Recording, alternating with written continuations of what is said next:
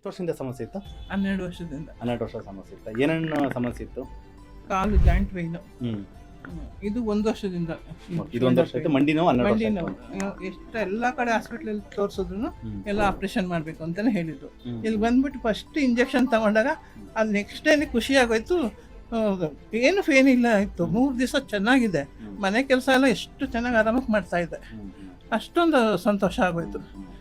ಎಷ್ಟು ದೇವ್ರು ನಾನು ಕರ್ಕೊಂಡೋಗಿಲ್ಲಿ ಬಿಟ್ರಲ್ಲ, ದೇವ್ರ ದರ್ಶನ ಆದಂಗೆ ಆಯಿತು.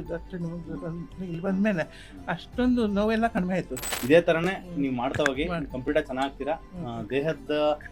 ದೇಹದಲ್ಲಿರ್ತಕ್ಕಂಥ ನೋವುಗಳು ನಾವು ಏನು ತ್ಯಾಗ ಮಾಡ್ತೀವಲ್ಲ, ಟೀ ಕಾಫಿ ಆ ಟೇಸ್ಟ್ಗಳು, ಅದು ಏನು ಕಂಪೇರ್ ಮಾಡೋಕ್ಕಾಗಲ್ಲ. ಯಾಕಂದ್ರೆ ನಮ್ಮ ದೇಹದಲ್ಲಿ ನೋವಿಲ್ಲದೆ ಇರೋದೇ ಒಂದು ಪರಮ ಸುಖ ಅಲ್ವಾ? ಅದು ಏನು ಕಾಫಿ ಟೀ ಕುಡಿಯುವಾಗ ಬರ್ತಕ್ಕಂಥ 5 ನಿಮಿಷದ ಸುಖ ಅದೇನಿಲ್ಲ ಇದ್ರ ಮುಂದೆ. ಇವಾಗ ನಿದ್ದೆ ಎಕ್ಸಾಂಪಲ್ ನೀವು ಹೇಳಿರೋದು.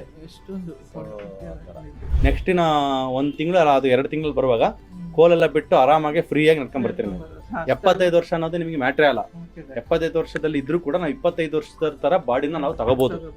ಆ ಥರ ಮಾಡಕ್ ಸಾಧ್ಯ ಇದೆ. ನಮ್ಗೆ ಏನು ಅಂದ್ರೆ ಪ್ರಯತ್ನ ಬೇಕು, ಅದಕ್ಕೆ ಬೇಕಾದ್ರೆ ಶಿಸ್ತು ಬೇಕು. ಆ ಶಿಸ್ತಿಗೆ ನಾವು ಬದ್ಧರಾಗಿದ್ರೆ ಖಂಡಿತವಾಗ್ಲೂ ಬರುತ್ತೆ. ಆಮೇಲೆ ನಿದ್ದೆ ಚೆನ್ನಾಗಿ ಬರ್ತಾ ಇದೆ. ಇಲ್ಲಿ ಬಂದ್ಮೇಲೆ ನಿದ್ದೆ ಎಷ್ಟೋ ರಾತ್ರಿ ನಿದ್ದೆ ಮಾಡಿಲ್ಲ.